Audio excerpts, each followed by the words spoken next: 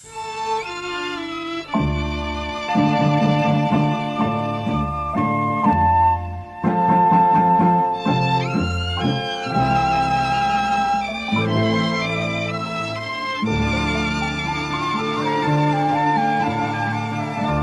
ែកឯងនៅឆ្ងាយឃើញដាច់អាយ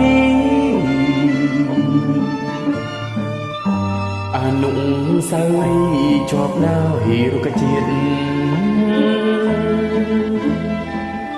ធ្វើមិនដេចនឹងបានឃើញប្រែកឯងទៀតពិតមែនតែខ្លួនខ្ញុំឃ្លាតតែចិត្តនៅគួចទៅធម្មជាតិញញឹមដែលធ្លាប់រាក់ទាំង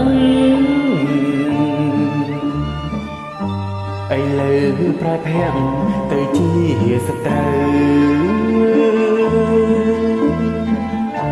អនុស្សាវរីយ៍ជាប់នៅដោយផ្លូវគិតថាពីថ្ងៃនេះទៅលែងឃើញប្រែកឯងទៀតហើយអនុស្សាវរីយ៍ដែលជាប់នៅត្រង់ទីហាក់ដូចជានៅថ្មី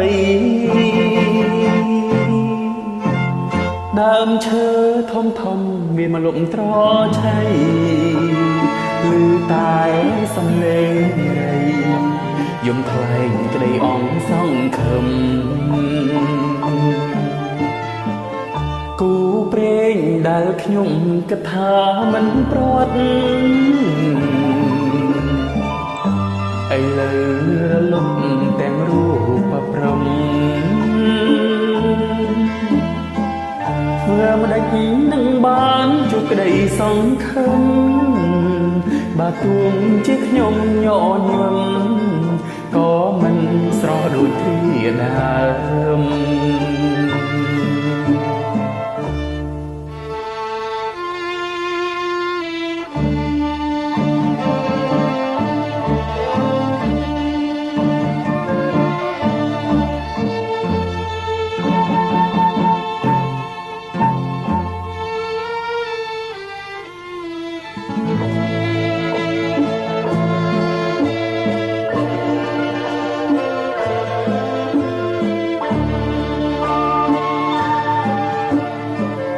គូព្រេងដែលខ្ញុំគិតថាមិនប្រត់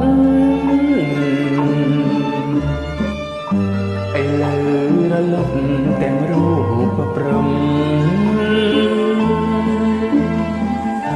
ធ្វើមិនដេចនឹងបានជួបក្តីសង្ឃឹមបើទួងជាខ្ញុំញញឹមក៏មិនស្រស់ដូចគ្រាដើម